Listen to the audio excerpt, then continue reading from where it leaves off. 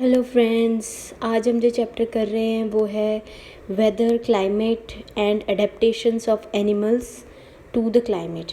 ठीक है, वेदर और क्लाइमेट और एनिमल्स की क्या एडेप्टेशंस हैं उस क्लाइमेट की तरफ, वो चैप्टर पढ़ेंगे हम। Chapter number 7 of class 7 science NCERT. ठीक है।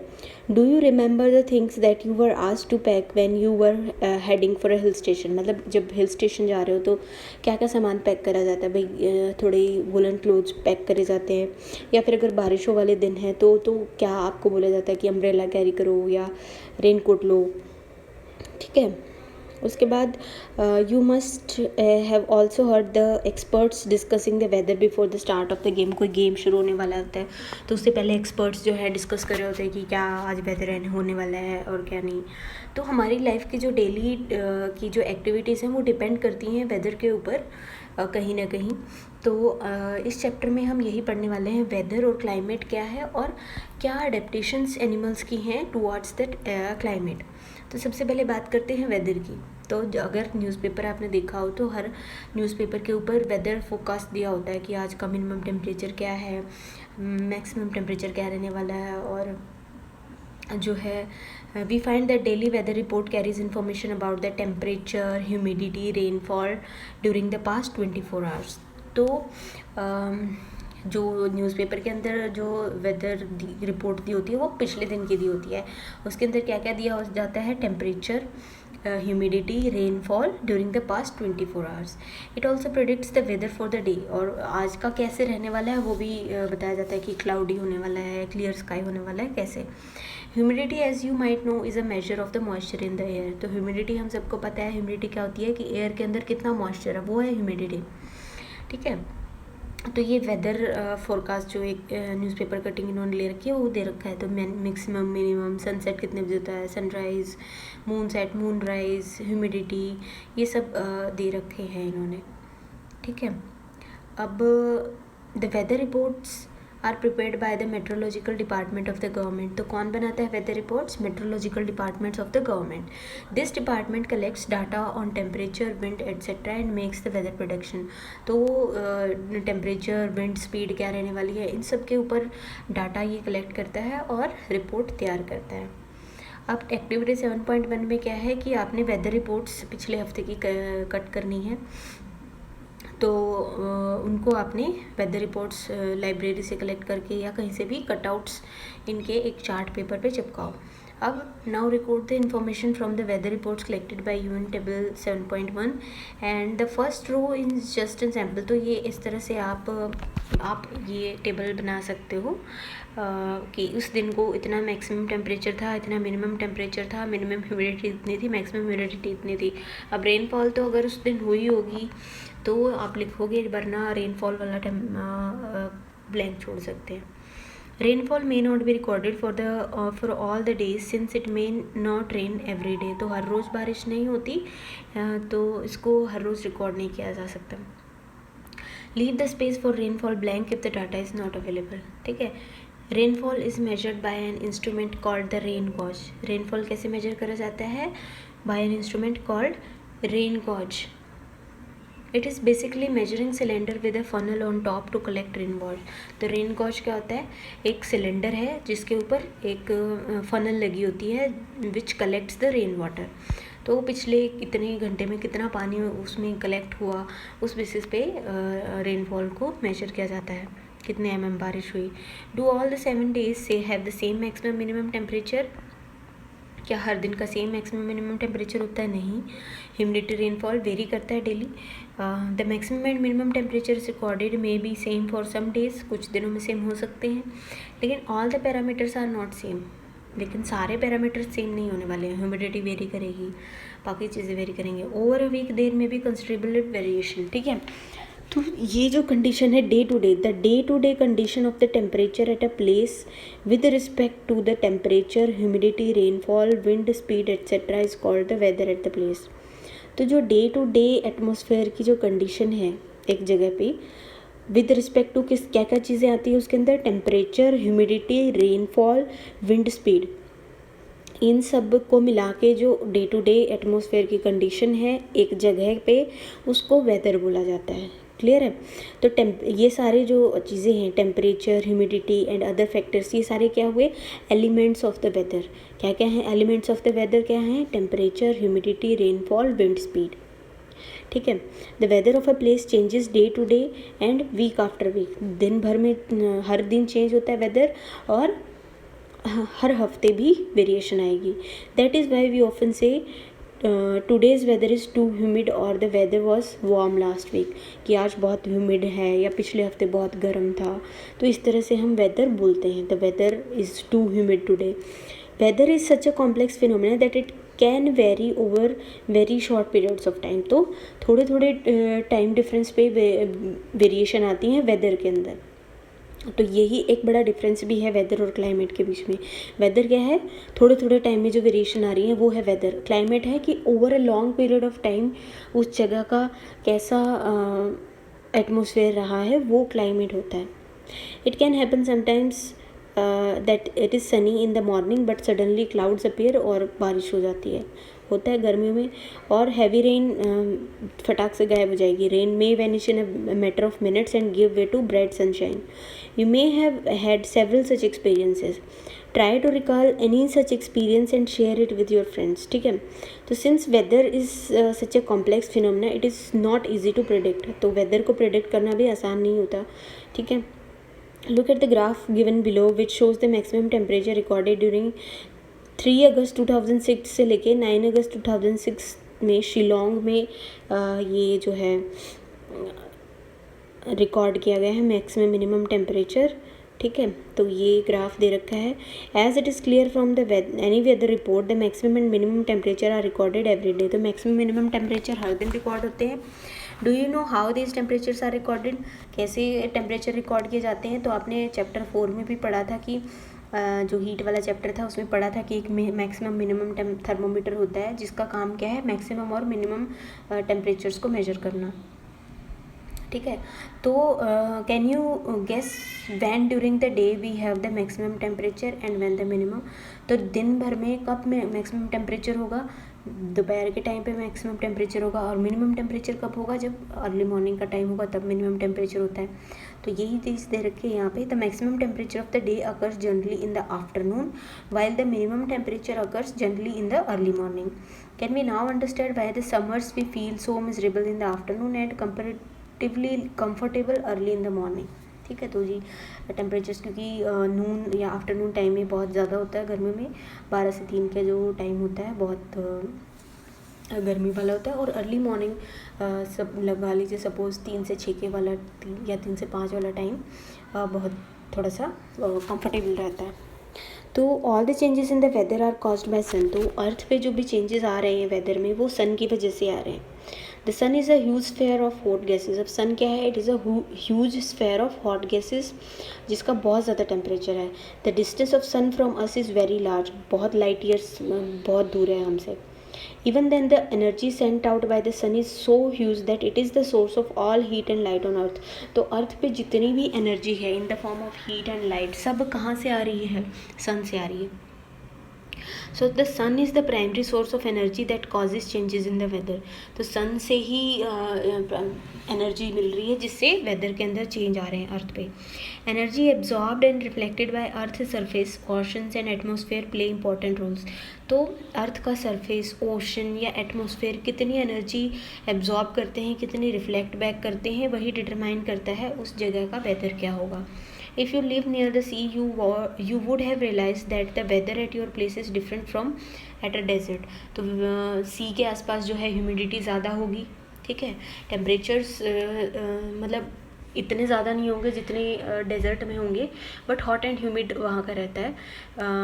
लाइक क्योंकि ह्यूमिडिटी इतनी हो जाएगी तो उसकी वजह से गर्मी लगती है वहाँ पे।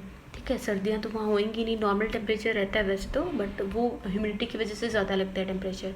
बट जो डेजर्ट्स हैं वहाँ पे हॉट होगा बिल्कुल, वहाँ पे एटमॉस्फेयर में बिल्कुल भी ह्यूमिडिटी नहीं होगी बट हॉट बहुत ज़्यादा होगा। तो What about the times of sunrise and sunset? You know that in winters it becomes dark early. तो वो ये भी पता है आपको कि विंटर्स में जो है सनसेट जल्दी हो जाता है और सनराइज़ भी लेट करता है. समर्स में उल्टा होगा, सनसेट भी लेट होगा और सनराइज़ भी जल्दी हो जाएगा. ठीक है. Try to find completing the project even at the end of the chapter. तो एंड में जो चैप्टर इन्होंने दे रखे होते हैं या प्रोजेक्ट, उनसे आपको आंसर्स मिल जाएंगे इसके.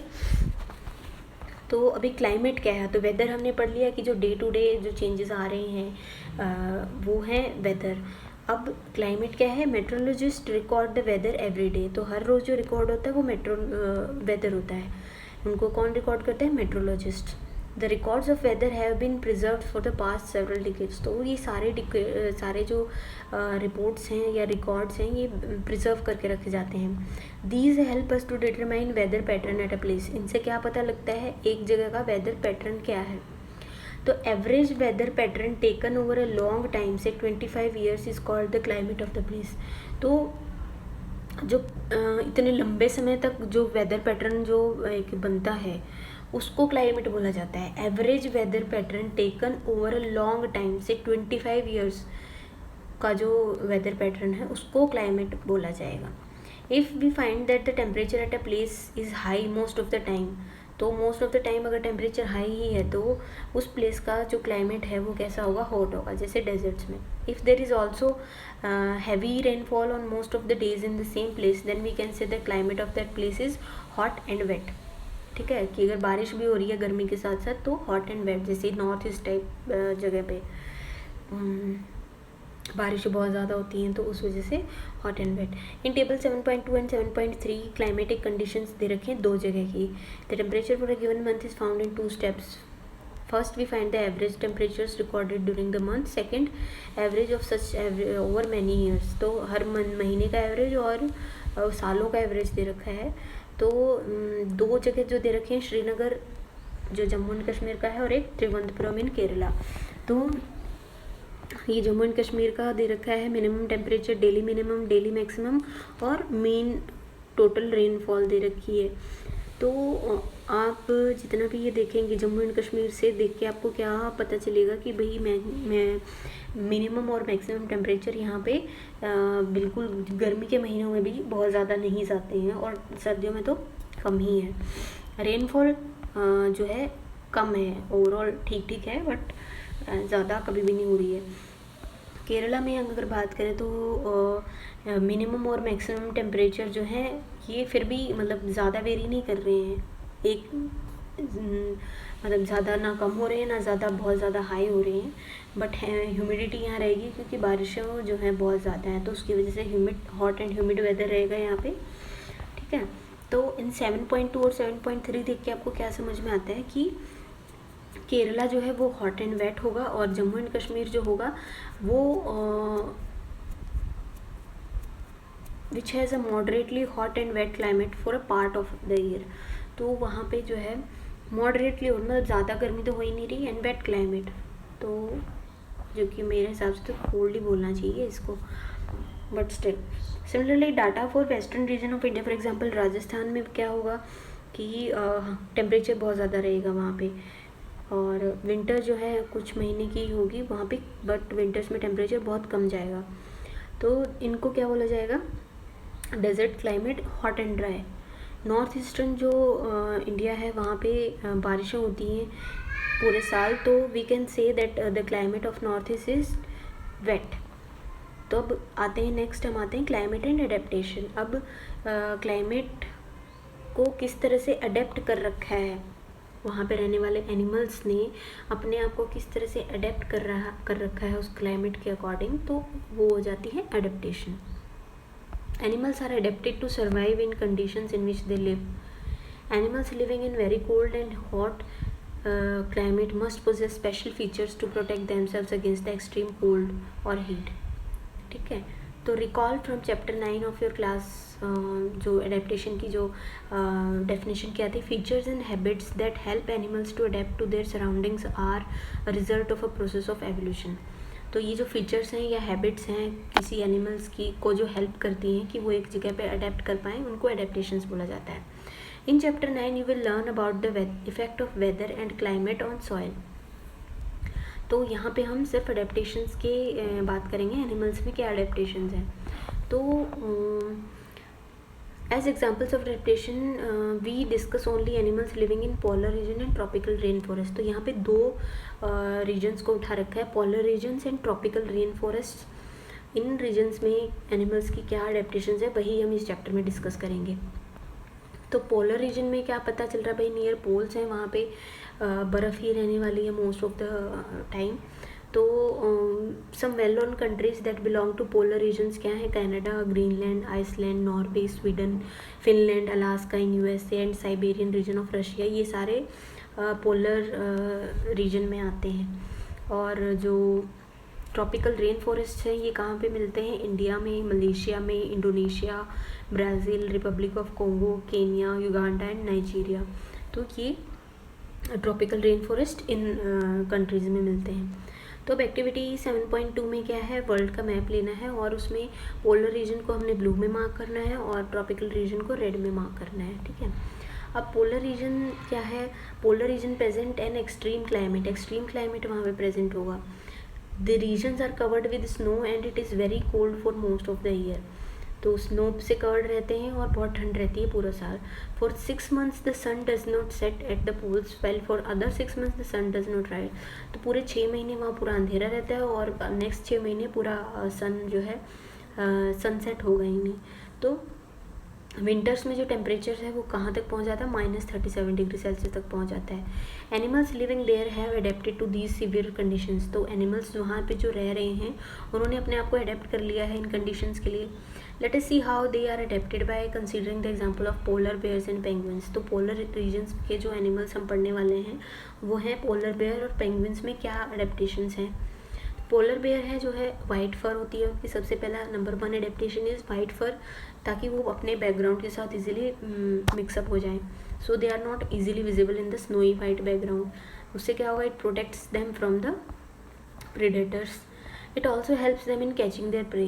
प्रे को भी कैच करने में हेल्प करते हैं कि भाई प्रे को पता ही नहीं चलेगा कि वो आ रहा है, क्योंकि वाइट है, वाइट स्नो है, वाइट वो है, तो नहीं पता लगेगा. तो सबसे पहले क्या हुआ, वाइट फर. इससे क्या हेल्प मिली, प्रीडेटर से बचने में और प्रे को कैच करने में, दोनों में हेल्प है. To protect them from extreme cold they have 2 thick layers of fur. Second adaptation क्या है, they have 2 thick layers of fur. Second adaptation हो गई. They also have a layer of fat under their skin. Third adaptation is they have a layer of fat under their skin. तो ठंड से बचने के लिए 2 थिक लेयर तो उनकी फर की होगी और फैट स्किन के नीचे उनके फैट है. In fact, they are so well insulated that they have to move slowly and rest often to avoid getting overheated.